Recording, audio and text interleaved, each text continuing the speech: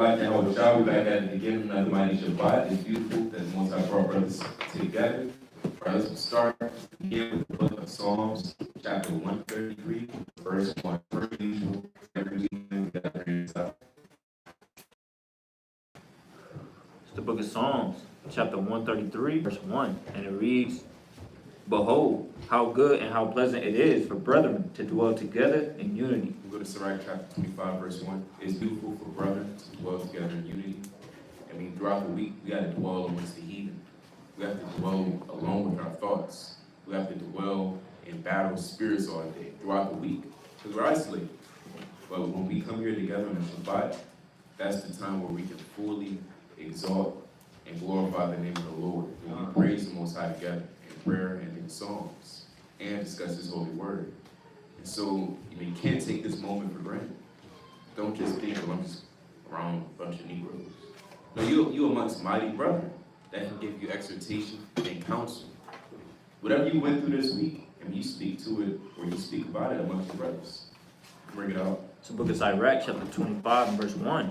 And three things that was beautified and stood up beautiful, both before God and men, the unity of brethren, the love of neighbors, and a man and a wife that agree together. Right, the unity between brothers. The Most High loves this. If you ever ask yourself, what the Most High loves? And when you gather here together on this holy day and congregate, you're doing what the Most High loves. Take pride and joy in it. You can bring out Jude chapter 1, verse 3. You start verse 1, right? Because I'm going to dive into the main lesson, which is, was Christ in the Old Testament? And it's fitting that we do this. Why? Because a lot of people may not see Christ in the Old Testament. They may not have ears to hear. They may not have eyes to see. They don't have that anointed eye salve. And so through the spirit and power of Yahweh Shemel Shai, Abaratizah, right? That's Lord willing, or the Father's will in the Hebrew.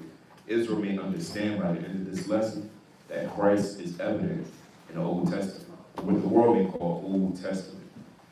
But first, may I have you begin? I know I wanted you to bring out Jude. May I have you start with the book of Revelation, chapter 3, verse 18.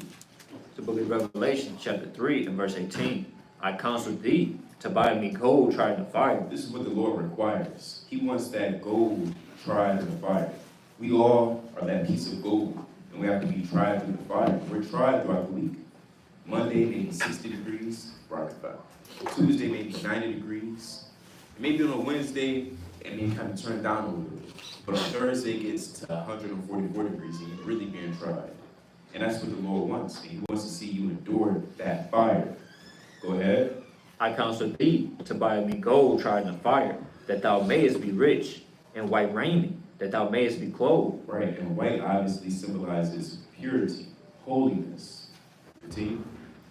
And that thy shame of thy nakedness do not appear, and anoint thine eyes with eye salve, that thou mayest see. Right, anoint thy eyes with eye salve, that you may see. In this modern day world, on a carnal level, some people may use eye drops to, help their eyes see what's spiritual. You want to spiritually anoint your eyes with eye salve, right? So you can start with Jude chapter 1, verse 1. It's the book of Jude, chapter 1, verse 1. Jude, the servant of Yahweh Mashiach, and the brother of James, to them that are sanctified by... Oh, slide it real quick. I want to pull up eye salve, just for edification, so we can get that. The eye salve is described as a treatment for wind or a lump in the eye, most likely a stye, an infection of the eyelash follicle. So that's deep. They actually had eye salve in ancient world on a carnal level to heal your eyes. Prevent you may have a stye, perhaps I'm sure any other type of infection, right? And coming into this truth, and when we come into truth blind as a bat. You can't see nothing. That's when you read the Bible for the first time, what the hell is talking about? And angels, beasts. It sounds crazy to you. But that's all I want to bring out. You can get Jude chapter 1, verse 1. Jude chapter 1, verse 1. Jude, the servant of Yahweh Mashiach, and the brother of James, to them that are sanctified by God the Father, and preserved in Yahweh Mashiach, and called. And Lord willing that be us as well, sanctified and preserved in the name of Yahweh. Continue. Mercy unto you and peace, and love be multiplied. Beloved, when I gave all diligence to write unto you of the common salvation, it was needful for me to write unto you, and exhort you, that ye should earnestly contend for the faith, which was once delivered unto the saints. That you shall walk with the faith. Contend for the faith. Let's pull up that word contend.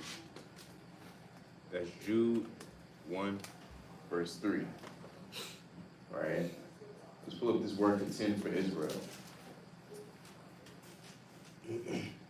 All right, beloved, when I gave all diligence to write unto you of the common salvation, it was needful for me to write unto you and exhort you that ye should earnestly contend.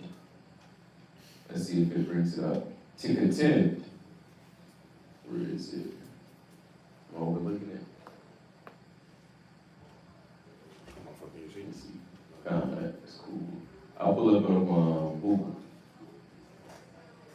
To struggle for, to continue. To strive or vie in contest or rivalry or against difficulties, right? That's what we're doing. We're earnestly contending for the Lord against principalities of darkness and dark doctrines, such as Christ is in the Old Testament. Or perhaps you don't have to wear dresses. Or perhaps hell exists, which is a new doctrine now. Right? No fringes. I don't have to shave my beard. I mean, these are all the different dark doctrines, and we contend, right? Go ahead. Verse 4, for there are certain men crept in unawares, who were before of old ordained to this condemnation. Right, so there's nothing new under the sun. There's still men, whether it be in this camp, whether it be on the next camp, whether it be on the next YouTube video channel, there are certain men that creep in unaware. They creep in unaware, just ready to beguile men. Yeah, what do you think about this? And they ask him with a certain intention, like a serpent in Genesis 3. Yeah, what do you think about this? No, for real. Look at it again. Just getting on you. Just whispering. Got his mouth in your ear, talking to you. That's what you call a demonic spirit. And so we're here to contend, right, for the faith, right, and glorify Yahweh Shai, and to prove that he's in the so-called Old Testament. A lot of people are like, well, I don't see him. I don't get it. I don't believe in Christ. And Christians may, use that to their advantage as well. Oh, Christ wasn't in the Old Testament. This is a whole new book. No, stop it. Bring out Psalms chapter 40, verse 7. The book of Psalms, chapter 40, and verse 7, and it reads, Then said I, Lo, I come in the volume of the book. It is written of me. Written of who? Written of me. Hey, written of me. Now, I want to clarify, you're not going to, when you read the Psalms, it's not going to say what you needed to say, right? Or what you think it should say, right? But we know through the Spirit, that's Christ. How do we know? Go to Isaiah 28:6. This is how you understand the Bible. And the Bible isn't just any ordinary book. It's not a novel, right? It's not the Harry Potter, the Twilight books. And you have to go here and there. It's a puzzle book, for lack of better words, right? It contains parables, hyperboles, similes, metaphors, a lot of dark sayings. And we have to unravel it. Bring it up. It's the book of Isaiah, chapter 28, verse 6. And for a spirit of judgment to him that sitteth in judgment, and for strength to them that turn the battle to the gate. But they also have erred through wine, and through strong drink, are out of the way. The priest and the prophet have erred through strong drink. They are swallowed up of wine. You can jump down to verse 11. Verse 11. For with stammering lips and another tongue will he speak to this people, to whom he said, This is the rest wherewith ye may cause the weary to rest, and this is the refreshing, yet they would not hear. Slack, I actually wanted 28 and 10. 28 verse 10. For precept must be upon precept, Right? precept upon precept, line upon line, line upon line, here a little and there a little. And therefore, to understand the Bible in Christ, of course, Most High has to give you that wisdom, understanding, and unlock your mind, like it says in Luke 24 and 44. Right? Chiefly, that's by the grace of the will of the Lord that you're able to understand. But on another level, if you have trouble, difficulty reading the scriptures, and you have to go precept upon precept, line upon line, we're going to prove to you how Psalms 47 is indeed speaking about Christ. You can jump to Hebrews chapter 10, verse 7. It's the book of Hebrews, chapter 10 and verse 7.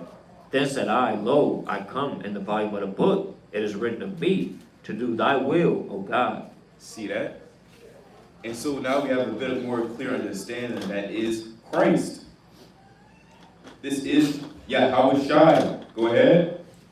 Above when he said, sacrifice and offering and burnt offerings and offering for sin, thou wouldest not, neither have pleasure therein, which are offered by the law. Right.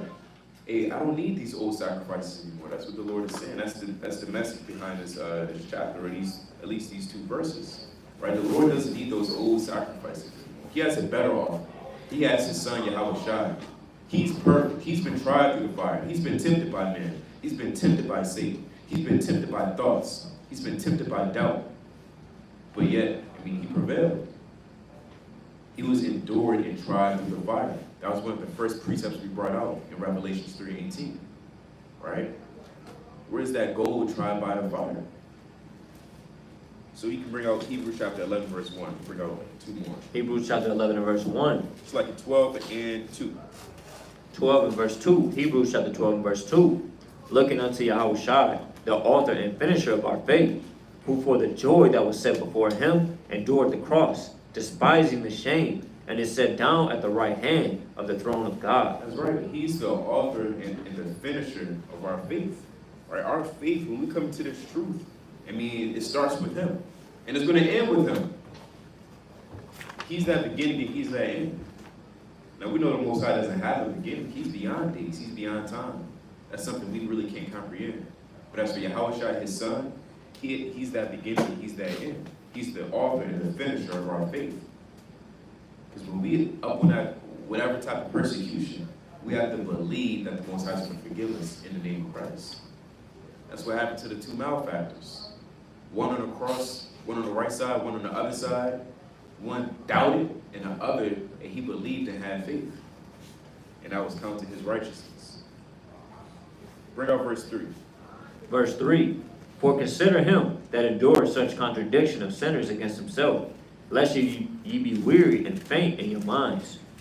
Ye have not yet resisted unto blood, striving against sin, and ye have forgotten the exhortation, which speaketh unto you as unto children, my son. And that's really it, right? I just want to give a proper introduction on proving that we have to believe in Christ, right? We have to have the mercy and grace and understanding to understand that he's throughout the Bible, right? And we are granted that mercy and grace. We still have to do further digging to really, really find him in there, right? Because, again, this word, it can be complex. Bring out 2 Ezra chapter 4, verse 2. I believe that's what I want. It's the book of 2 Ezra, chapter 4, and verse number 2. Where it says, some things thou hast hidden, and some things thou made plain. Let's see. 2 Ezra chapter 2. Let's see. Oh, you got 2 Ezra 14. Yeah, let's say 14 and 2. The water. I thought it was in the later chapter. Yeah. 2 Ezra 14 and 14 and 2. oh, you got 2. Yeah. Book of 2 Ezra, chapter 14 and verse 2. And I said, Hear my Lord, and I stood up upon my feet. Then he said unto me, In the bush that I manifestly revealed myself unto Moses, and talked with him when my people served in Egypt. And I sent him, and led my people out of Egypt, and brought him up to the mount of Sinai. And you look that up in 1 Corinthians. The 10th chapter. That's Yahweh. He was always there in the beginning. Go ahead. Where I held him by me a long season, and told him many wondrous things, and showed him the secrets of the times and the end, and commanded him, saying, These words shalt thou declare, and these shalt thou hide. Right. And so if you wonder, you find yourself having some difficulties understanding and fathoming the Bible, because some things are locked up. Some things are not meant for you to get. As hard as people try, well, I don't get it. And they go through all these books, archaeology. They watch the white man break it down on YouTube. I still don't get it. That was the Eve the other day. She just couldn't get it. And that's okay, because the Most High didn't want you to get it. Continue. Verse 7, and now I say unto thee, that thou lay up in thy heart the signs that I have showed. Now you can get Matthew 13 and 10.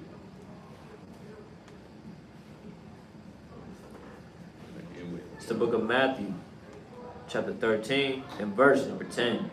And the disciples came and said unto him, Why speakest thou unto them in parables?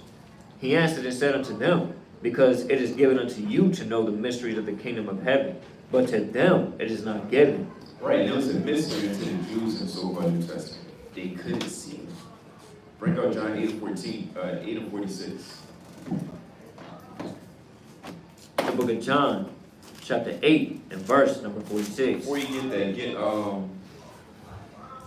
what's that? Get the book of John 9 and 18. It's the book of John, chapter 9, and verse 18. But the Jews did not believe concerning him that he had been blind and received his sight, until they called the parents of him that had received his sight. And they asked him, saying, Is this your son, who ye say was born blind? How then now doth he see? Go ahead. His parents answered him and said, We know that this our son, and that he was born blind. But by what means he now seeth, we know not. Or who have opened his eyes, we know not. He is of age. Ask him. He shall speak for himself. Yeah, ask him. We don't know. We just know he can see now. And these Jews trying to figure out the matter the same way they are today. Go ahead. These words spake his parents because they feared the Jews. For the Jews had agreed already that if any man did confess that he was Christ, he should be put out of the synagogue. Therefore said his parents, He is of age, ask him. Then again called they the man that was blind, and said unto him, Give God the praise. We know that this man is a sinner. He answered and said, Whether he be a sinner or no, I know not. One thing I know, that whereas I was blind, now I see. Then again then said they to him again, What did he to thee? How opened he thine eyes? He answered them, The Jews is pressing, right? What's going on? Who healed you? They keep asking. And the people kind of fearing, because it said they're going to be kicked out of synagogues. Go ahead. He answered them, I have told you already, and ye did not hear it. Wherefore? Would you hear it again? Will ye also be his disciples? Then they reviled him and said, Thou art his disciple, but we are Moses' disciples. And we know that God spake unto Moses. As for this fellow, we know not from whence he is. Bring out John 5 46. What's that? It's the book of John, chapter 5, verse 46. Now they said they Moses' disciples. Go ahead. For had ye believed Moses, ye would have believed me, for he wrote of me. For he wrote of me. What does that mean? He wrote letters to him? No, he wrote of them in Genesis. And we're going to dive into it. But with that, I'll give it. I have a few precepts. Want to read the next one? Is more than that? Want me to read on that? Yeah, verse 47. But if ye believe not his writings, how shall ye believe my words? That's plain. Let's get Job 11 and 6 real quick. Classic. It's the book of Job, chapter 11 and verse 6. And that he would show thee the secrets of wisdom. What the Lord say? And that he would show thee the secrets of wisdom. Go ahead. That they are double to that which is. Right, so the Lord said He'll show you the secrets of wisdom. So to some people, in this truth is plain. That Yahweh Shai is clearly in the Old Testament. But to some it's not. So it will be a mystery. It will be a secret unto them. And wisdom is double to that which is. So when you're reading certain passages like maybe Psalms and stuff, you gotta, like Yardan brought out early, be anointed with that eye salve to know what's double fold, what's not double fold, what is going into on the next level, what's not. And then, also just having your eyes anointed so it don't be a great mystery to you that Yahweh Shai been around since the so-called Old Testament. Let's get Sirach 1 and 25. It's the book of Sirach, chapter 1 and verse number 25. And it reads, The parables of knowledge are in the treasures of wisdom. Right, so the Lord said the parables of knowledge are in the treasures of wisdom, because some things is written in a parabolic form or fashion, or a similitude form or fashion. And it might not be that plain to people that, oh, that's Yahweh Shai? That's what I was talking about? Oh, I thought that was David. Oh, and I thought that was Ezekiel. And all type of stuff, that Jake may come up with, so the parables, and read it again, it says the parables of knowledge are in the treasures of wisdom. So it's a treacherous thing, with wisdom is treasure, but everybody can't get treasure. So it's a beautiful thing when the Most High allow you to understand these things, understand these parables, these similitudes, these secrets, these mysteries, because these is all the treasures of wisdom. Everybody can't get it. Like Yard already brought out in Matthew 13. Go ahead. The parables of knowledge are the treasures of wisdom, but godliness is an abomination to a sinner. Verse 26. If thou desire wisdom, keep the commandments. What the Lord say? Keep the commandments. Right, so if you desire wisdom, if you do desire to understand the dark parables and the secrets, it all start with keeping the commandments. And that's milk, you know what I'm saying? So when it comes to the whole, how it's trying to take all this type of stuff, Yahushua always been around. And it's plain when you really dive into it. But it all start with the milk. You gotta humble down and at least try to, be a better you so the Lord can reveal these things unto you. And we see that with a lot of people that like to deny Yahushua. They don't even simply keep the commandments to begin with. Go ahead. If thou desire wisdom, keep the commandments, and the Lord shall give her unto thee. For the fear of the Lord is wisdom and instruction, and faith and meekness are his delight. Right, and that's plain. Get 2 Corinthians 3 and 15. I'll find this other precept. It's the book of 2 Corinthians, chapter 3, and verse number 15. Right. But even unto this day, when Moses is read, the veil is upon their heart. What the Lord said? The veil is upon their heart. Right. So a lot of people, they can't understand that Yahushua always been around because they got a veil on their mind that's kind of blocking them. You know what I'm saying? For understanding that he's plainly been here from the get-go. You in Corinthians? Yeah, 2 Corinthians. Okay. You go ahead. Verse 16. Nevertheless, when it shall turn to the Lord, the veil shall be taken away. What the Lord say? The veil shall be taken away. Right. So until, brothers and sisters, and God forbid it's down to the children, but if them too, and Lord, when they can humble down so that veil could be removed and they could plainly see Yahushua is there, straight up and down. Because it's kind of, when you read all these things, like when you're reading the Psalms and stuff like that, like none of those things where Yahushua is double-fold prophesied, that didn't happen to David. So like, who is it gonna be? You know what I'm saying? It's so many cuts, it's so much edification, but when people got that veil over them, they're not gonna understand that Yahushua been right there all along, and then they'll continue to deny him. But if they humble down, the Lord will remove that veil. Now let's get Proverbs 8. We're gonna start at you go at 8. It's the book of Proverbs, chapter 8, and verse 8. All the words of my mouth are in righteousness. There is nothing forward or perverse in them. All right, that's plain. Go ahead. They are all plain to him that What understandeth. the Lord say? They are all plain to him that understandeth. Right, so some of these things is gonna be plain to brothers and sisters. It's plain that Yahushua been there. It's plain that you had double-fold prophecies and things of that nature. It's plain. Like some people not wrestling against the scriptures and fighting and struggling, and saying, oh, well, maybe it's this and maybe it's that. No, hey, plain upon table, that's Yahushua. Ain't no other way around. But it's not like that for everybody. So the best thing that we can do on our own in this state is try to, put out the edification through the spirit and power of Yahushua. So Jake can get it, Lord, with that's all up to the Most High at the end of the day. But hey, that's what it's our job to do. Break down these strongholds like it takes in 2 Corinthians 10 and 4. That's our job. Use the word of the Lord, cut up all manner of false doctrine and folly, so Jake can get proper understanding. Right. And it's one more I want. It's in Proverbs 2. So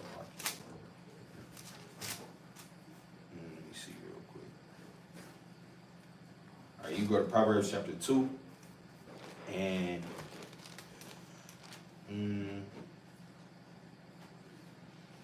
we get straight to the point. You can start at verse 6. Verse 6. Proverbs 2 and verse 6. For the Lord giveth wisdom, out of his mouth cometh knowledge and understanding. Right, so the Most High ultimately give you this wisdom, knowledge, and understanding. It all come from him. So we definitely thankful at the end of the day that the Lord gave us proper understanding to perceive that Yahushua has been there all along. Go ahead. For the Lord giveth wisdom, out of his mouth cometh knowledge and understanding. He layeth up sound wisdom. What the Lord call it? He layeth up sound One wisdom. more time. Sound wisdom. Sound wisdom. Because all wisdom not sound. I'll tell you that in the book of Sirach, chapter 19, I want to say 19 on down, that the knowledge of wickedness is not wisdom. Right. Right? It was verse 24. Let me get that real quick. I believe it's 19. I know it's in the 19th chapter. This is the book, Sirach chapter 19. And I'm going to start at, That was one. I think it's 16 and 24. it started at 16. Oh, No, that ain't 16. Oh, no, 23. 23. 22. Oh, 22, yeah. 22. Sorry, 22. Yeah, this book Sirach chapter 19, and verse 22. It says, the knowledge of wickedness is not wisdom, neither at any time the counsel of the sinner's prudence. Right, so the Lord said straight up and down that, hey, look, the knowledge of wickedness, that's not wisdom, bruh. And the knowledge of sinners, that's not prudent. Now, all men are liars, we all fall short. But you got some men, they want to deceive and seduce with their knowledge. Those sinners, the Lord said, look, that sinner knowledge, that's not prudence. It's not going to get you nowhere. So denying Yahweh Shai is not going to get you nowhere. Right? So the Lord said he laid up sound wisdom for the righteous. I'm not saying just because we get it, that just deem us as righteous. I'm not saying that, because nobody finna say that. That's foolish. But nevertheless, the Lord laid up sound wisdom for brothers and sisters. And that's a beautiful thing, because everybody don't get a chance to have sound wisdom. You got wicked wisdom. It says he is a buckler to them that walk uprightly. So the Lord is going to be a buckler, right? He's going to hold you down. You're going to be rooted. You're going to be grounded in this thing as long as you walk uprightly, and you'll keep sound doctrine. That's right. We got precepts before we continue. I do. Now you got it. The book of 2 Corinthians chapter 4 and verse 3. But if our gospel be hid, it is hid to them that are lost, in whom the God of this world have blinded the minds of them which believe not, lest the light of the glorious gospel of Hamashiach, who is the image of God, should shine unto them. Right. I mean, that's plain. All right. It is hid unto them that are already lost. That links up with Matthew 13 and 10, what we brought out earlier. So naturally, let's start from the beginning. All right. You can bring out John 1 and 1. Christians getting fired up. You say, I ain't about to bring it out. They love John 1 and 1. Now understanding what it's speaking on. They love it. My God. It's the book of John chapter 1 and verse 1. In the beginning was the Word, and the Word was with God. Let's read this slow for them. Because we know their ears are heavy and their heart is not so flesh. Right? Go ahead. In the beginning was the Word, and the Word was with God. In the beginning was the Word, and the Word was with God. Right? We brought out earlier 2 verses, Psalms 40 and 7, Hebrews 10 and 7. Right? That the Word is Yahweh Shai. He's the Word made flesh. So it says the Word was with God. That's Yahweh. Go ahead. And the Word was God. Right? In other words, they're in the same accord. That doesn't mean that, that it's not that oneness that people be talking about. Right? They're just in the same accord as they should. Same way we're in the same accord as we are with the Most High. We walk with the Most High. Even Enoch walked with the Lord. Samuel did. Continue. The same was in the beginning with God. Right? Because he was in the beginning. Continue. All things were made by him, and without him was not anything made that was made. This is why I love the book of Hebrews, because it explains so much about Christ, down to the T and his purpose on earth. Right? It clears up the confusion of sacrificial laws and things of that nature. But also, it brings out this message. Can you bring out Hebrews chapter 1 verse 2? And we brought this out last week. We're going to bring it out again, because it ties into the lesson. So book of Hebrews chapter 1 and verse 2. Hath in these last days spoken unto us by his Son, whom he hath appointed heir of all things, by whom also he made the worlds. Hold that, go back to Genesis. Where you left off. You mean John? No, oh yeah, it's like John 1 and 1. Why? The book of John chapter 1 and verse 1. In the beginning was the Word, and the Word was with God, and the Word was God. The same was in the beginning with God. All things were made by him, and without him was not anything made. Right. And then so, and I'll read in Genesis 1 and 1, in the beginning God created the heaven and the earth. You understand that to be Yahweh Shai. Continue. Verse 4. In him was life, and the life was the light of men. And the light shineth in darkness, and the darkness comprehended it not. Because he is that light. Let's pause. There's so many precepts we can bring out with this that corresponds to it. Let's begin with Isaiah chapter 49. I believe that's what I want. 49:6. And we're just say 49:6. the 6 Yeah. to be a light unto the Gentiles. Yep. Okay, you got it. So book of Isaiah chapter 49 and verse 6. And he said, it is a light thing that thou shouldest be my servant, to raise up the tribes of Jacob, and to restore the preserved of Israel. I will also give thee for a light to the Gentiles, that thou mayest be my salvation unto the ends of the earth.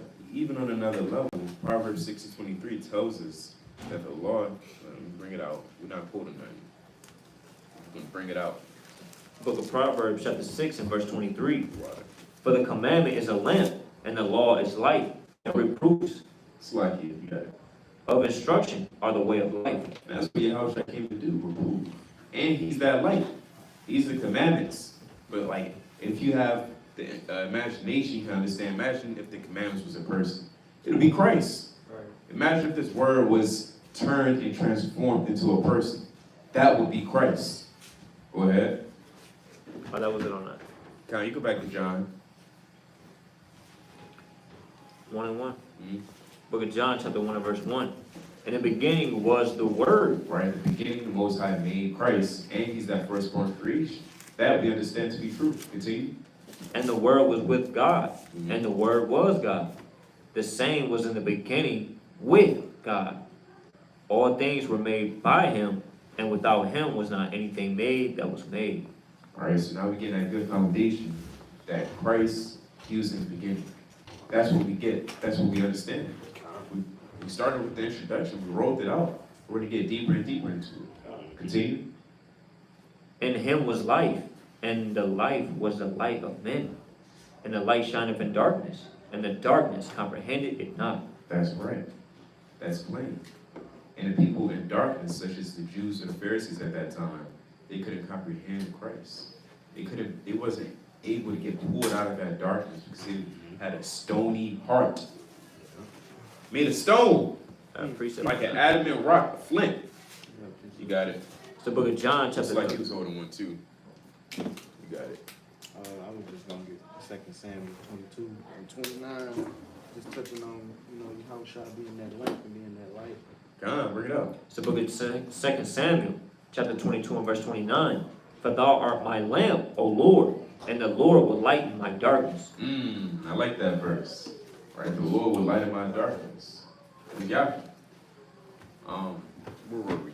Oh, you had a precept. You got it. In regards to Yahushua being that light, and the world understood it not. It's the book of John, chapter 3, and verse 18. Salakia 19. And this is the condemnation, that light is come into the world, and men love darkness rather than light. Hey, men love darkness. You freaky. You fan. That's all I'll say. You got used to hear you here. You fan. You freaky butt Negro. Right? Because their deeds were evil. Yeah, their deeds is evil. They love the darkness. What villain, what criminal doesn't like the darkness? What would he say? I was born in the dark. I was born in the dark, molded by it. Molded by it. Molded by it. Why are you molded by darkness? What does that mean? Darkness. Yeah, chocolate. So, a lot of nasty things happen in the darkness. It tells you that in Proverbs as well. Right? They lay in wait to murder and shed blood. Right, we're gonna get some good. So. That's a good kid, if you heard the album, Good Kid, Mad City. They said, we finna get active. That's Jake. Saturday night, 12 p.m. We finna get active. We about to test the city tonight. Whatever that means. You got it. Verse 20. For everyone that doeth evil hateth the light, Meaning you hate Christ. Go ahead. neither cometh to the light, lest his deeds should be reproved. Yeah, what wicked man want his deeds to be reproved? And, the other day, it was, taking care of business. Jake talking about, look, man, I got this hard. I said, what? He said, I got this crack. I'm trying to get it off him. I'm trying to sell it. I said, no. I told him, stop. I said, some brothers out there teaching. Go listen to him. He said, nah, I can't really do that. said, how you feel about the police harassing you and your people? He said, nah, I don't want to deal with that. I can't do it. I said, hold on. He said, I gotta make moves. I'm on this mission. I said, you on a mission for the Lord? He said, nah. Just kind of peeled off into the night. Because he doesn't want his deeds to be reproved. He wanted to sell that crack for money because he probably worshiped it. He just wanted to destroy his people. He's a wizard, a wicked Negro, a freaky Negro. Correction is grievous unto him that forsaketh the way. Correction is grievous unto him that forsaketh. It's grievous unto him. I would have thought I was beating his ass. He walked away and said, no. Like he's getting beat up by the spirit. No, I can't do it. Nah, I gotta make moves. And he peeled off and ran across the street. Tried to sell me crack. Sick, man. Jake is sick. Yeah. Wow. Yeah, for real. That was it on that. You got, Or actually, I have one more verse. But he that doeth truth cometh to the light, that his deeds may be made manifest, that they are wrought in God. That's right. You can get Genesis chapter 14, verse 1. So, people probably watching, well, I didn't hear Christ in the Old Testament yet. First of all, we brought it out through a few precepts.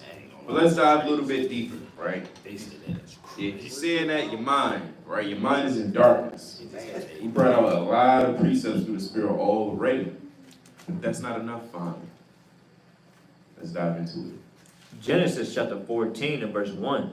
And it came to pass in the days that Amraphel, king of Shinar, Arioch, king of Elasar, Shalmaneser, king of Elam, and Tidal, king of nations, that were made war with Beriah, king of Sodom, and with Bersha, king of Gomorrah, Shinab, king of Admah, and Shemeber, king of Zeboim, Right? and the king of Bela, which is Zoar. All these were joined together in the vale of Siddim, which is the Salt Sea. 12 years they served Shalmaneser. In the 20th year they rebelled. And in the 14th year came Shalom. Yeah, it's 14, 18. Just Oh, it's like, what? I don't know what I thought that was. You need to get content. Yeah, that's good context. Jump down. What Jump verse? down to verse 14. Verse 14. And when Abram heard that his brother was taken captive, he armed his trained servants, born in his own house, 318, and pursued them unto Dan. Right, so Abraham, he was a mighty man. Go ahead. And he divided himself against them, he and his servants by night, and smote them, and pursued them unto Hobah, which is on the left hand of Damascus. And he brought back all the goods, and also brought again his brother Lot, That was a mission. Go ahead. and his goods, and the women also, and the people. And the king of Sodom went out to meet him after his return from the slaughter of Kedorlaomer, and of the kings that were with him at the valley of Sabbath, which is the king's dale. So that's the quick background, right? You have these kings, they're going to war. That's Genesis 14, 1 through 2, right? You jump further down, Lot got caught into the mess of this. Because when you read chapters prior, they departed. And so Abram helped out his nephew, Lot, right? Go ahead. Verse 18, and Melchizedek, king of Salem, brought forth bread and wine, and he was the priest of the Most High God. Wait a minute. We're in the book of Genesis, not Exodus. It pause. Where is it? Where the priesthood? Where did he come from? Who knew anything about a priest? All right? But we're going to explain it. Continue.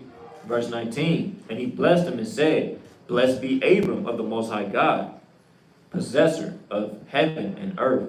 And he blessed be the Most High God, which hath delivered thine enemies into thine hand. And he gave him tithes of all. He gave them tithes of all. Right? Abram gave them tithes of all. He's a high priest. Go ahead.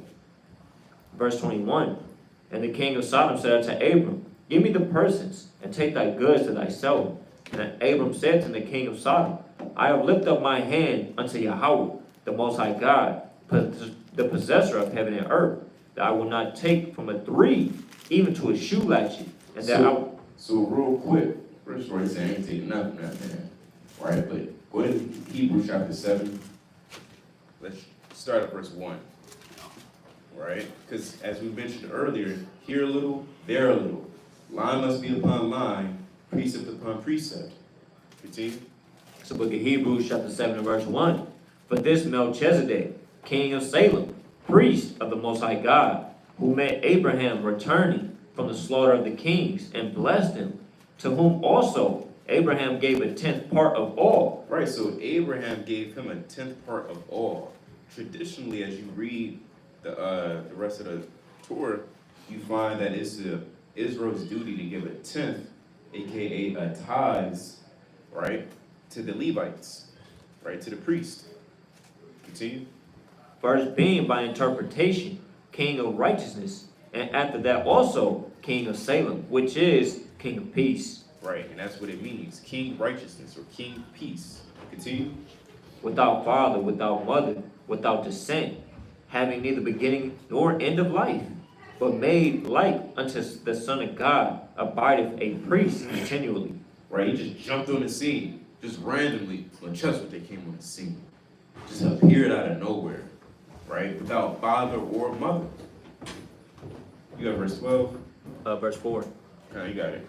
Now consider how great this man was, unto whom even the patriarch Abraham gave the tenth of all the spoils. So it's expounding upon the mannerisms and the nature of Melchizedek and this mysterious figure found in the so-called Old Testament.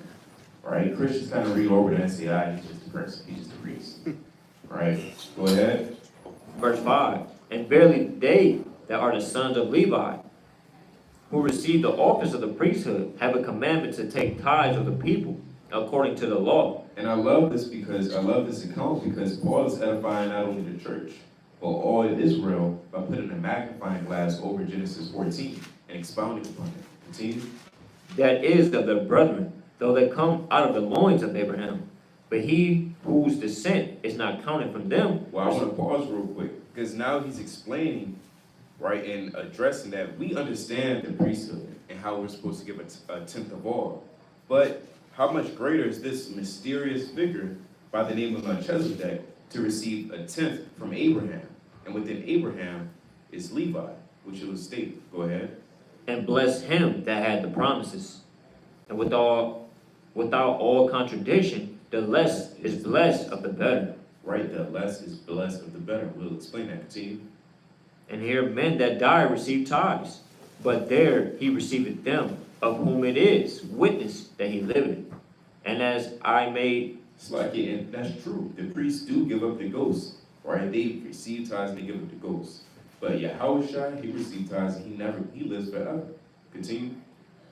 Verse 9. And as I may so say, Levi also, whom receiveth tithes, paid tithes in Abraham.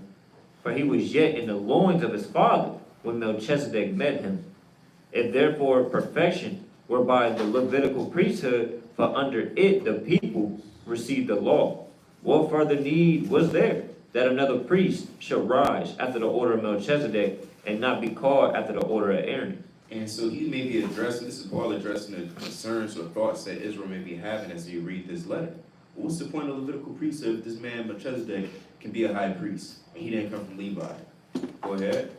Verse 12. For the priesthood being changed, there is made of necessity a change also of the law. Right.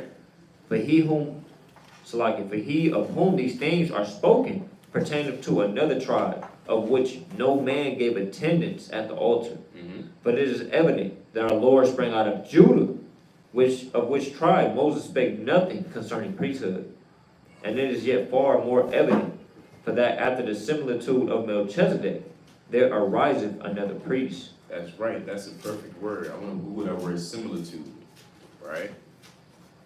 Because as we read throughout the New Testament in these letters, these epistles, we find over and over that there are all, it's like everything in the Old Testament really foreshadows Yahushua and Mashiach, right? From the altar to the brazen altar to everything in the temple. It all foreshadows Christ, right? And a similitude, the quality or state of being similar to something, right? And so there's a similitude between Yahushua and Melchizedek, right? They're in the same fashion, in the same order, right? You can go as far as to say they are the same, right? Sameness, What's the other one? Uniformity, kinsman, right? So they're in agreement, they're equivalent, because they are the same, right? That's why it says what? Bring out John chapter 8, verse 46. Well, 56, I believe. It's like 46. It's the book of John, chapter 8, and verse number 46. We're going to prove to you that that was Christ. But Christ came on the scene as a mysterious figure, right, for the purpose of Hebrews and to foreshadow. It's 58? Kind you got it. What the other one we said, Abraham rejoiced to see me in my day. 56. Kind you get 56. Verse 56. Your father Abraham rejoiced to see my day, and he saw it and was glad. Hold on. What is that talking about? What is that talking about? You Christians, right? You Muslims. What is that talking about? You ninjas. He said, Abraham rejoiced to see me in my day. Now the Jews, they asked a very same question that you may be thinking as well, which is what? And he saw it and was glad. Then said the Jews unto him, Thou art not yet 50 years old. You're not even 50. What are you talking about? You was born in 1 AD. You're not even 50 yet. Christ, what are you talking about? They thinking that he yapping. They thinking he just bugged out. They already thought he was a drunkard. Yeah. Come on, you baby. Yeah, they said he don't even know his age now. Oh yeah, he don't know his age. He don't know numbers. See? He don't know the alphabet. He don't know what that means. Just scoffing. What's the last letter of the alphabet? Just scoffing. Go ahead. And hast thou seen Abraham? Yahweh shall say unto them, Verily, verily, I say unto you, before Abraham was, I am. Before Abraham was, I am. Before Abraham, Yahweh shall always existed. We brought that out in a multitude of precepts prior to the one we're bringing out now. So again, right, Melchizedek, aka Malak Tazadak, is king righteous, which is Yahweh Shai. Go to Hebrews chapter 7, verse 15. It's the book of Hebrews, chapter 7, and verse number 15. And it is yet far more evident, for that after the similitude of Melchizedek, there ariseth another priest. And Yahweh Shai is that priest, right? The same fashion and way that Melchizedek came on the scene, without being anointed, without being a priest promised, right? So is Yahweh Shai. Go ahead. Who is made not after the law of a carnal commandment. That's what it means, right? Yahweh, the Most High said, look, y'all going to be priests. He just told them, straight up, y'all going to be priests. Because prior to Exodus, you had the Levites just being Levites. That was it. But then he had to set up Aaron, Moses. He set up the order and foundation by the commandment of man. Go ahead. But after the power of an endless life. See that? They weren't promised after the power of an endless life. That's why it says in verse, 8, and here men that die receive tithes, but there is he receiveth them, of whom it is witness that he liveth. Right? In other words, he liveth forever. Now, this isn't a breakdown on Melchizedek, but that's all I really wanted to bring out as far as the relationship between Melchizedek and Yahushua, and them just simply being the same person, but under another alias, as some may say. Right now, you may be thinking, what do you mean? First of all, Christ shapeshifted, right? He transfigured. Yeah. He done miracles. He teleported. Bring out John, the last chapter and the last verse. So you can't be thinking this is too far-fetched. You can't think this is all but of, mysticism. It's the book of John, chapter 21, and verse number 25. And there are also many other things which Yahushua did, the which, if they should be written, every one, I suppose that even the world itself could not contain the books that should be written. Amen. And he turned water to wine. That's already a crazy feature in itself. Multiply fish, multiply bread. That's crazy feat in itself. So it can't be too hard to fathom that he was here since the beginning. He came in and out of the scriptures. He was here in Genesis. He kind of ducked off in the scene, so-called ducked off in Ruth. Kind of jumped back in Psalms. Kind of jumped back out. So, it's deep. Yahushua is perfect, man. Bro, you got something for T? Quick precept. Let's get Luke 24 and 27. It's the book of Luke, chapter 24 and verse 27. And beginning at Moses and all the prophets, he expounded unto them all the scriptures, the things concerning himself. Right. So Yahushua, he was with that for real. He was in the breaking down him in the scriptures. He said, let me show y'all right here in Moses, in the first 5 right here, boom. And let me show you in the prophets. It said he expounded him and he broke down everything that concerned him. All the scriptures that had to do with him, he broke it down. So, I mean, just even going down that route to say he not there and all that, that's kind of folly. You know, that's folly. He told them, like, look, it's me right here. Woo. And then a lot of our forefathers, they already knew, like, they was just waiting to see him in the flesh. Like that woman, she kind of knew, like, a Messiah was coming. Yeah. And she was like, oh it's you? I got to tell everybody about this. And then they said, no, we ain't going to believe unless we see him ourselves. And John, I want to say it might be the 5th chapter. Let me see real quick. Talking about Samaritan woman? Yeah, Samaritan. John 4. Fourth chapter. Fourth I chapter. don't believe me telling y'all about myself. Right here, go to 25. Just to John- prove that real quick. John 4 and verse 25. Yeah. The woman saith unto him, I know that Messiah is coming, Right, so the woman said, I know a Messiah coming. Yeah, I know. Go ahead. which is called Christ. Right? When he is come, he would tell us all things. Right, so it's our bro, Northern Kingdom, you know what I'm saying? And Southern Kingdom, however you want to put it, at least the righteous ones or whatnot, you know, they kind of knew like we know it's somewhere in the scriptures talk about Messiah gonna come, gonna help us out. We hip on that. So that's a new thing, you feel me, down the line where they just want to deny Yahushua. Because the Jews, they was denying him back then, but they never said he wasn't real, he never existed. They was just being some a-hole. You know what I'm saying? They ain't when they said that somebody greater than them was on the scene for real. But just denying that he was ever around and stuff like that, that's kind of madness. They weren't even going for that back then. Go ahead, verse 26. Verse 26. Yahushua saith unto her, I that speak unto thee am He he. like, it's me. I am him. I'm him. Okay, I'm him. I'm right here in the flesh. I'm Timothy, man. All right. So he was into that for real, breaking it down to them like, you know, where I'm at, who I am. And I want to go back to Luke real quick. Luke 24. It's the book of Luke, chapter 24 and verse 27. And beginning at Moses and all the prophets, he expounded unto them in all the scriptures the things concerning himself. Right, now go to verse 44 about Shah. Verse 44, it reads, And he said unto them, These are the words which I spake unto you while I was yet with you, and all things must be fulfilled, which are written in the law of Moses, and in the prophets, and in the Psalms concerning me. See, and that, come on now. He said, look, straight up and down. Look, everything I was telling you, I was with you, I'm just letting you know, look, it was several different things that had to be fulfilled throughout the law, throughout the prophets, throughout the Psalms. That, you know, I got to fulfill these things, man. Go ahead, verse 45. Verse 45, Then opened he their understanding. What Yahushua do? Then opened he their understanding, So he opened their understanding, go ahead. that they might understand the scriptures. Right, so they can understand the scriptures. So Yahushua was into that, man.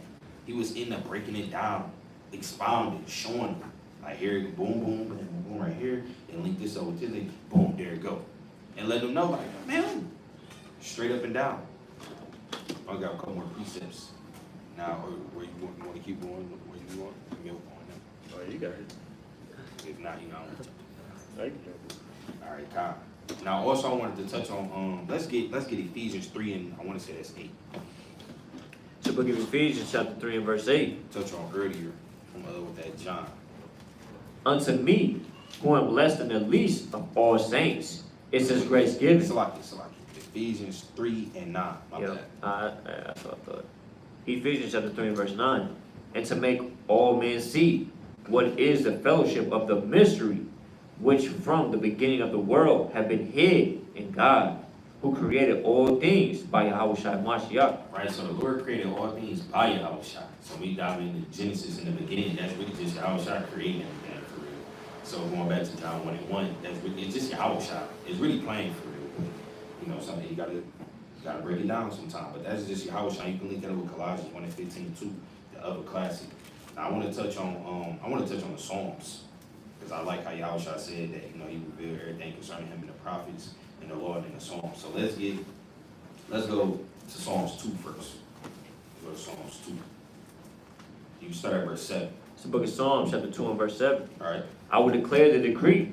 The Son hath said unto me, Thou art my son. This day have I begotten thee. Ask of me, and I shall give thee the heathen for thine inheritance. Right, so the Lord said that he said it's my son that I begotten him, man. Right? Now let's link that up with Acts the 13th chapter. Now you go to verse 33. See what that's talking about. It's the book of Acts, chapter 13 and verse number 33. God hath fulfilled the same unto us, their children, and that he raised up Yahushua again, as it is also written in the second psalm, Thou art my son, this day have I begotten thee. So let's talk about Yahushua. And it's plain. Nah, and you can't say it's talking about David. It's no way in hell, because Peter about to cut you. Go ahead, keep reading. Verse 34, and as concerning that he raised him up from the dead, now no more to return to corruption. He said on this wise. It says, and as concerning that he raised him up from the dead, now no more to return to corruption. Right? He said on this wise, I will give you the sure mercies of David. See, and the sure mercies of David. Go ahead. Wherefore he said also in another psalm, Thou shalt not suffer thine Holy One to see corruption. And that's Psalm 16 and 10. Go ahead. For David, after he had served his own generation by the will of God, fell on sleep, and was laid unto his fathers, and saw corruption. And saw what? And saw corruption. Now go ahead. But when he, whom God raised again, saw no corruption. So Yahushua didn't see no corruption. You can't say it's talking about you can't say it's talking about David, and that's it. You'll be cut, man. Right? Playing upon tables. Because David saw corruption. And that was the end of it.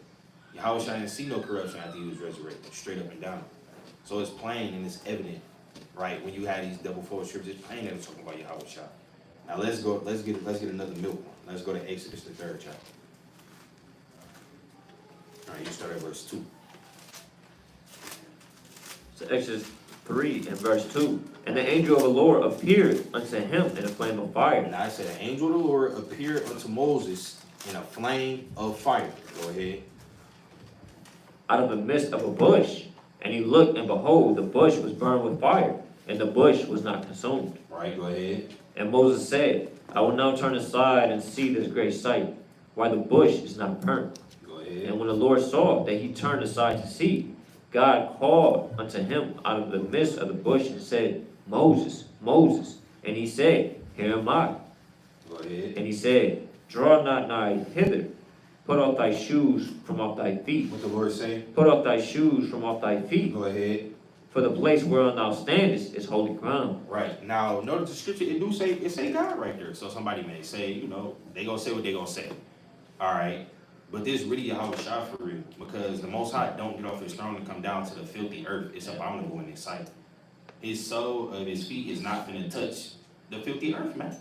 Right? He said, earth is my footstool. Heaven is my throne. So the Most High is really not coming off his throne to come down here and do things in his own form. Right? That's what he got Yahushua for. That's what he got the angels for. His spirit filled the earth. Right? That's what we got the men of the Lord for. Right? So let's prove that this really Yahushua that Moses encountered and was dealing with. You go to Joshua 5:15. And this Yahushua in the so-called Old Testament. It's the book of Joshua, chapter 5, and verse 15.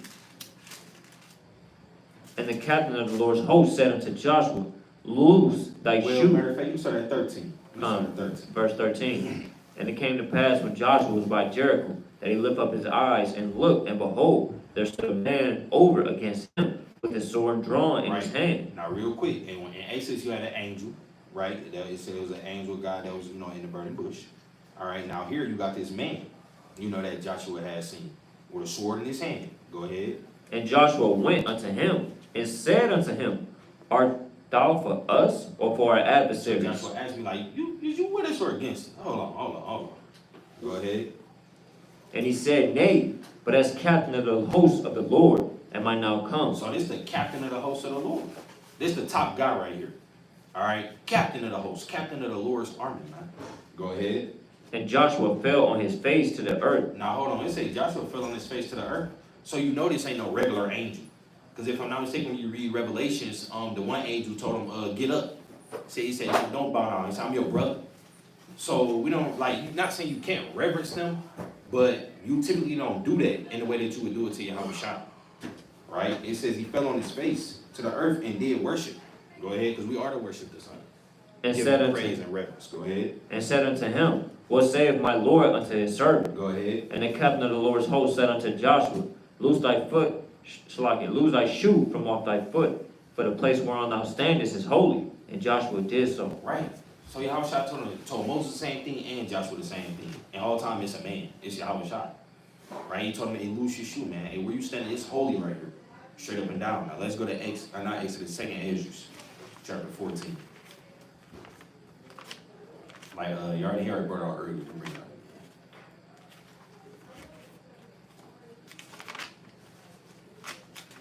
Second Ezra 14. You can start at verse 1. It's the book of 2nd Ezra, chapter 14 and verse 1. And it came to pass upon the third day, I sat under an oak, and behold, there came a voice out of a bush over against me, and said, Esdras, Esdras. And I said, Here am I, Lord, and stood up upon my feet. So hold on, same thing happened to Moses, happening to Esdras now. Go ahead. Then said he unto me, In the bush I did manifestly reveal myself unto Moses, and talk with him, when my people served in Egypt. So he telling Esdras the same thing. He breaking it down to me, saying, I put it up on you, I did the same thing to Moses. I do the same thing to you now. Go ahead. And I set him and led my people out of Egypt, and brought him up to the mount of Sinai, where I held him by me a long season, and told him many wondrous things, and showed him the secrets of the times, and the end, and commanded him, saying, These words shalt thou declare, and these shalt thou hide. Right, so Yahushua dealt with Moses and with Esdras, and with Joshua. So like you already down brought out just a minute ago, Yahushua could pop up on the scene at any given moment. He could transfigure, he could do whatever he want. He kind of hop here, hop out, jump in here, jump out, jump here, jump out, and just pop up on you left, right, and pop up on as many people as he would like, man. And Yahushua is dealing with them each and every time. Right, let me see if go ahead, keep reading on that. Time, verse 7. And now I say unto thee, that Now thou... listen on that. Let me get another. Right, now let's go to I want to dive into it with the Gospels too. Let's go to Psalm 72. I want to go to that one.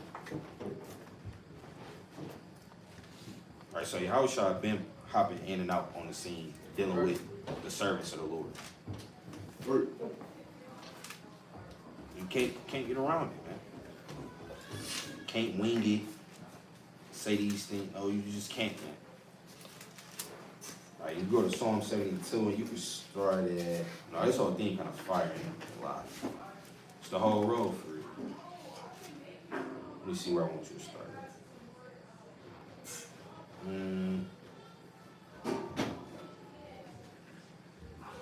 ain't gonna lie, yeah. You start at, I ain't gonna lie though, it's really the whole chapter. I ain't even gonna do like that. It's the whole thing, man. It's literally the whole chapter. It's double fold for Yahushua, because as the things that we read throughout this chapter, Solomon didn't even do. So yeah, it's the whole thing. Psalm 72. That's I can't even, we be here all day.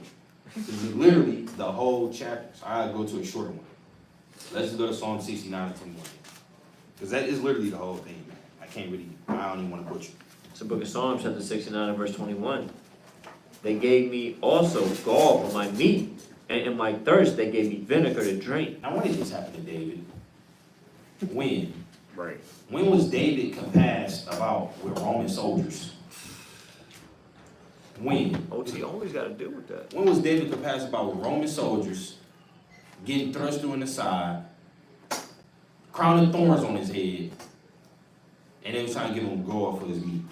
When? You show me that, I'll show you a pig that can fly. Yeah, if you show me that, it'll show you a pig that can fly. With big wings, too.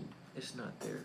Right? That don't even make sense. So when you reading this, you gotta say, all right, well, where in the Bible did this happen? You can't just say, oh yeah, David, and Christ don't exist somewhere. What? Yeah, that's just stupid. You show me that, I'll show you how to get through the front of you. Right. If you show me that, I show you how to get through the furnace. That's right. As a man, You better. with no chariot, no pearl, no nothing. That's right. I show you how to do it myself. In the flesh. In the flesh. And I'm walking shit. Right? Let's go to Matthew. Let's go to Matthew 27. We gotta find that account, man. Let's get Matthew 27, 34.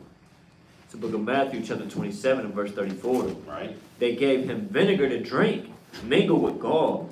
And when he had tasted thereof, he would not drink. Let's talk about Yahushua.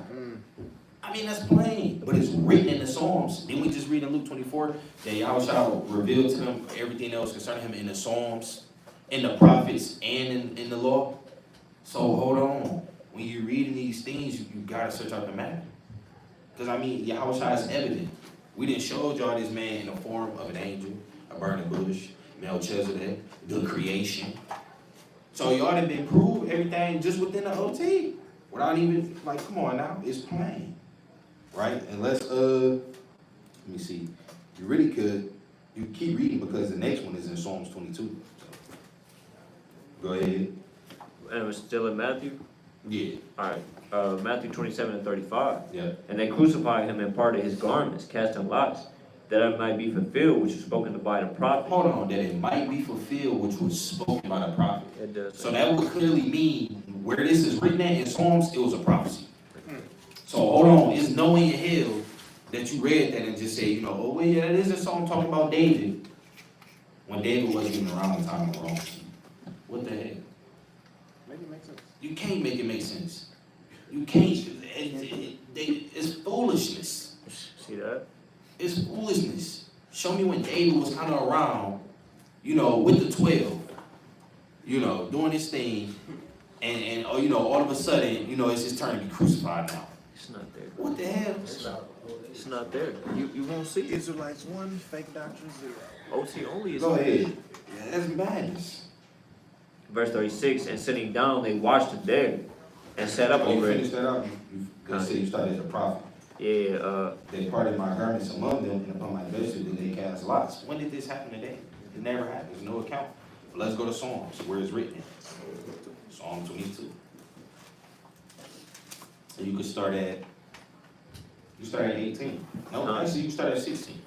the book of Psalms, chapter 22, and verse 16.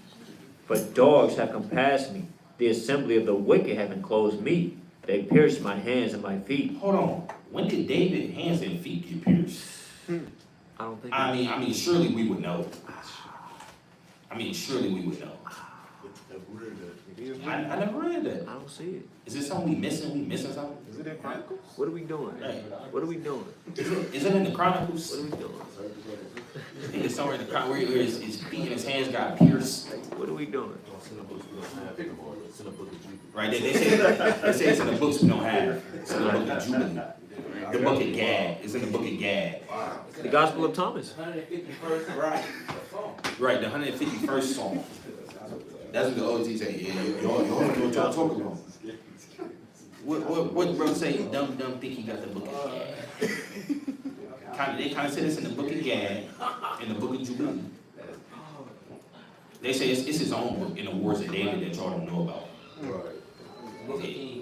Right, in the third book of Kings. They kind of say if you had that, you would know. Right, that's what they say. It's not there, man. That's how you know it's not talking about David, man. That's why Scripture say wisdom is double that which is this a prophecy. David was in the spirit prophesying about Yahushua throughout the Psalms, man. Acts chapter 2 he did it. You said what? Acts chapter 2. Yeah, man. Bring it on.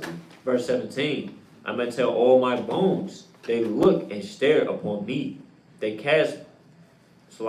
part my garments among them and cast lots upon my vesture. Who did this to David? When? Who? If thou canst tell. When?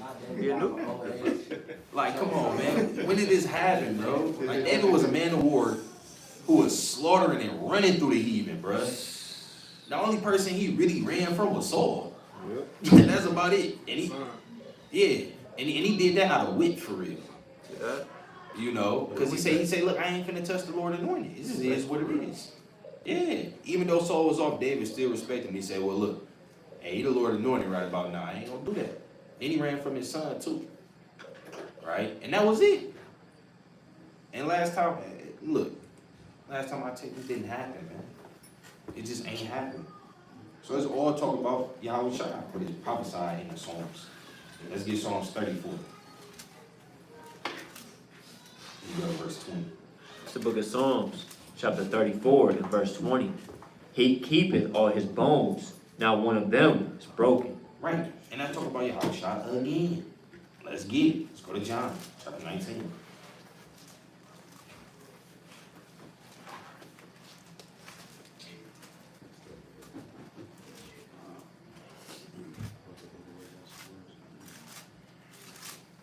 You go to John 19, you start at 31. 21, 31. 31. It's the book of John, chapter 19, and verse 31. The Jews, therefore, because it was the preparation that the body should not remain upon the cross on the Sabbath day, for the Sabbath day was a high day, besought Pilate that their legs may be broken and that they might be taken away. Who was ever trying to break David's legs? Where is that accounting where somebody even had that thought? See that? Like, what are we Is doing? David going to allow somebody to do that to him? Right. Hold on. When was David ever captured and compassed about to where people got to lay hands on him to take him away, hang him on a damn cross, and break his bones? I mean, when did that ever They happen? don't say that. I mean, where's the account of David taking that L? It's not there. What nation? The Moabites got him? That's not even part of their custom. Exactly. Show me when the Romans captured David. It wasn't around. Like, come on now. Like, what the hell? That's madness. Go ahead. Verse 32. Then came the soldiers and brake the legs of the first and of the other, which was crucified with him. Go ahead. But when they came to Yahushua and saw that he was dead already, they brake not his legs. They didn't break his legs. So that's what it's talking about in the Psalms. It's talking about Yahushua, bro. That's madness. For people to think, otherwise, man. That's madness. All right, straight up and down. You got it, God. Can you get Genesis chapter 18, verse 1? Book of Genesis, chapter 18, and verse 1. And the Lord appeared unto him in the plains of Mamre, and he sat in the tent door in the heat of the day. And he lifted up his eyes and looked, and lo, 3 men stood by him. And when he saw them, he ran to meet them from the tent door and bowed himself toward the ground. Can you read that again slowly, Bible? Sure. Verse 2. Oh. And he lifted up his eyes and looked, and lo, 3 men stood by him. And when he saw them, he ran to meet them from the tent door and bowed himself towards the ground and said, My Lord, if now I have found favor. Let's go to Hosea chapter 12, verse 10. We're going to slow roast this. Right? What does it mean, the heat of the day? Why would the Lord just randomly say it's hot? It's hot outside. And go on with the story. Everything in the Bible, it means something. Now, one word doesn't mean anything important. That's why it says in Proverbs 35, every word of God is pure. You got it. The book of Hosea, chapter 12, verse 10. I have also spoken by the prophets, and I have multiplied visions, and have used similitudes by the ministry of the prophets. There we go with that word similitude again. The Lord is poetic. If you think a rapper can bring out quadruple entendres, and the Lord got double entendres and octuple entendres. I'm making up words, but you gotta understand what I'm saying, right? The Lord uses there's many levels of understanding a sentence or a verse. Go ahead. You can go back to Genesis 18. It's the book of Genesis, chapter 18, and verse 2 again. God. Oh, verse 1 again. Verse 1.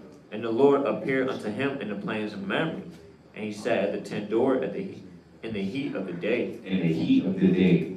Can you hold that for the 2 Samuel chapter 4, verse 5? The heat of the day represents an intense, powerful situation. Something of very utmost importance. There's the book of 2 Samuel, chapter 4, and verse 5. And the sons of Ramon, the Beerothite, Rechab, and Banah went and came about the heat of the day to the house of Ishbosheth, who lay on the bed at noon. And they came thither into the midst of the house, as though they would have fetched wheat. And they smote him under the 5th rib, and Rechab and Banah, his brother escaped. This is what you call the climax to the story. You can pull that up for Israel. Right? It's the peak. Right? It built up to this, we say the heat of the day, and it built up and got stabbed in the fifth rib. Right? We learned about this in elementary school or middle school, high school. You have the exposition, the rising action, and the climax, and the falling action, and the resolution. So let's go back to Genesis chapter 18, verse 1. It's the book of Genesis, chapter 18 and verse 1. And the Lord appeared unto him in the plains of Mamre, and he sat in the tent door in the heat of the day. And he lifted up his eyes and looked, and lo, 3 men stood by him. And when he saw them, he ran to meet them from the tent door and bowed himself towards the ground. Right. And again, why would you randomly run to just 3 random men? You don't know, you know what I'm saying? It was the spirit. Sometimes the spirit, most of just rest the spirit upon you to understand the situation at hand. Yeah. You're like, oh shoot. And then, you know, this applies to any other situation too. Maybe out and about, and something just hits you. I need to get out of here. I need to leave now. Right? Go ahead. Verse 3. And said, My Lord, if I have found favor in thy sight, pass not away, I pray thee, from thy servant. Let a little water, I pray you, be fetched, and wash your feet, and rest yourselves under the tree. And I will fetch a morsel of bread, and comfort ye your hearts. After that ye shall pass on. But therefore are you come to your servant? And they said, So do, as thou hast said. And Abraham hasted into the tent unto Sarah, and said, Make ready quickly 3 measures of fine meal, and knead it in the cakes, and make cakes upon her. So he preparing the meal for Yahweh. See? Abraham ran unto the herd, and fetched a calf, tender and good, and gave it unto a young man, and he had hasted to dress it. And he took butter and milk, and the calf, which he had dressed, and set it before them. And he stood by them under the tree, and they did eat. And they said unto him, Where is Sarah thy wife? And he said, Behold, in the tent. And he said, I will certainly return unto thee according to the time of life. And lo, Sarah thy wife shall have a son. And Sarah heard it in the tent door, which is behind her. Now Abraham and Sarah were old, and well stricken in age. And it ceased to be with Sarah after the manner of woman. And again, this is important, of the utmost importance, because again, it introduces these 3 men, right? And they come in the heat of the day, the rising action, and the climax is really them telling them Abraham had a child. Not just any child, this is Isaac. Isaac is a mighty important man on earth, right? Go ahead. Therefore Sarah laughed within herself, saying, After I am waxed old, shall I have pleasure, my Lord being old also? She went on, right? And the Lord tell 3 angels, you know, telling you something, you kind of chuckling at it. You know, you can't do that, man. See that? This is an illustration of Genesis chapter 18, verse 1. It's mad. Wait a minute. You got a game. Verse 13. And the Lord said unto Abraham, Wherefore did Sarah laugh, saying, Shall I of a surety bear a child which am old?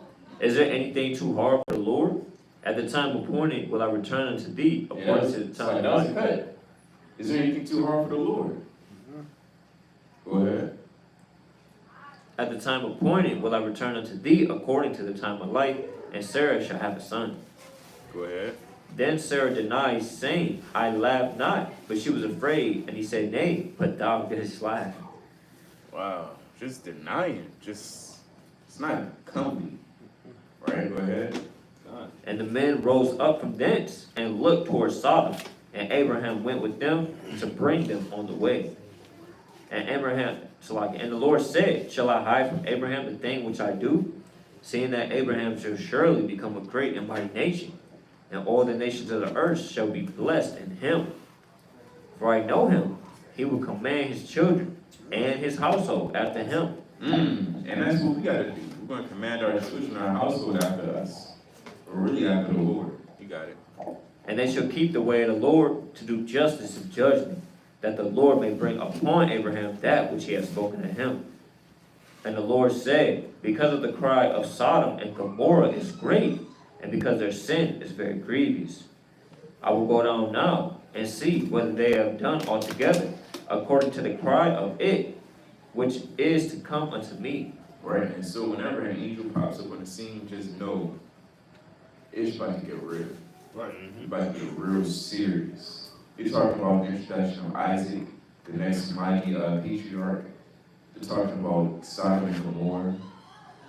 I mean, it's a lot going on. I mean, how much more next 2 chapters? Go ahead. And if not, I will know. And again, I want to put emphasis on how important this is because Isaac is going to foreshadow Christ. When you read in Genesis 22nd chapter. Go ahead. Verse 22. And the men turned their faces from thence, and he went toward Sodom, but Abraham stood yet before the Lord. And Abraham drew near and said, wilt thou also destroy the righteous with the wicked? And so then, you got that whole account as well, right? That's not the purpose of this lesson to dive into that portion, but it's more so direct Israel's eyes to understand that Christ is indeed in the Old Testament. Right? We brought out a plethora of precepts and how important we bring out. Even in Ezra's how it speaks, I got you next. Even in Ezra's how it speaks about, you got it. I want you to bring out Isaiah 9:6. God. When it says he's the God, he's the Prince of Peace. Good. You can start verse 4, Barbara Sherman. It's the book of Isaiah, chapter 9, and verse 4. For thou hast broken the yoke of his burden, and the staff of his shoulder, the rod of his oppressor, as in the day of Midian. Start verse 1. Verse 1. Isaiah chapter 9 and verse 1. Nevertheless, the dimness shall not be as was in her vexation, when at the first he had lightly afflicted the land of Zebulun and the land of Naphtali, and afterward he did more grievously afflict her by the way of the sea beyond Jordan in Galilee of the nations. And all this is also foreshadowing Yahushua. Yahushua came to fulfill this in the Gospels. Go ahead. You got a precept in the Gospels? Yeah. You got it. Matthew 4th chapter. Uh, Because that's exactly what that's talking about. That's how you know that this is talking about Yahushua.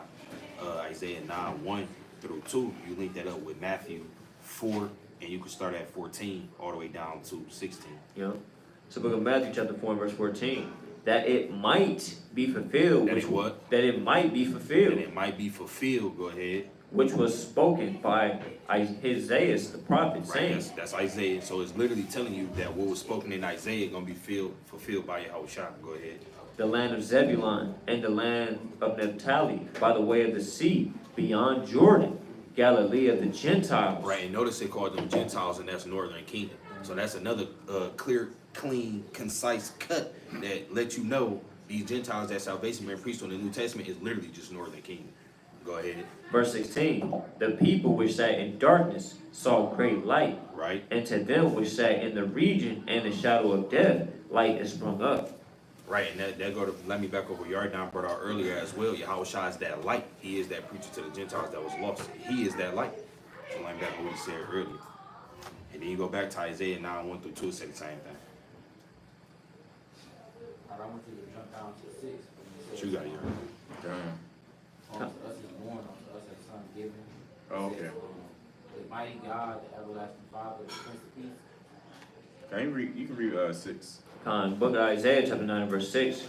For unto us a child is born, unto us a son is given, and the government shall be upon his shoulder, and his name shall be called Wonderful, Counselor, the Mighty God, the Everlasting Father, the Prince of Peace. Of the increase of his government and peace there should be no end. Right, and that's Matthew, the 1st chapter. Yeah, Matthew 1 and 21. This is the book of Matthew, chapter 1, and I'm going to start at verse 21.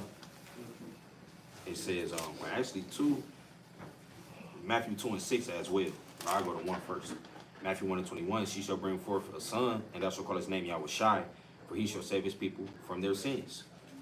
It says, now all this was done that it might be fulfilled, which was spoken by which was spoken of the Lord by the prophet, saying, Behold, a virgin shall be with child, and shall bring forth a son, and they shall call his name Emmanuel, which being interpreted is God with us.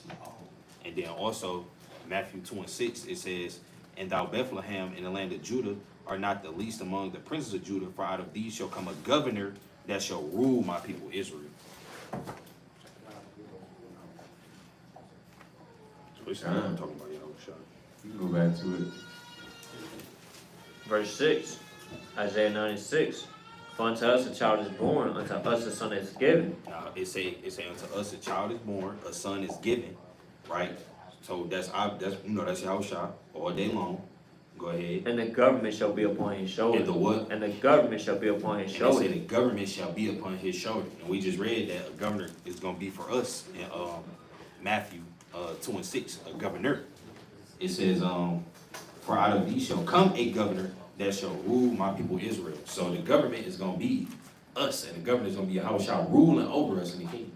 That's why you got the 144, that governing class. You know, you got the 130. We're gonna be the top guys of the earth, and the person that's gonna be ruling over us is gonna be Yahushua. It says, and the government shall be upon his shoulder. Go ahead.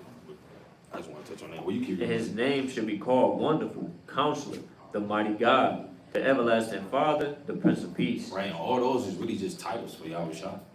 That's literally it. Just diverse titles.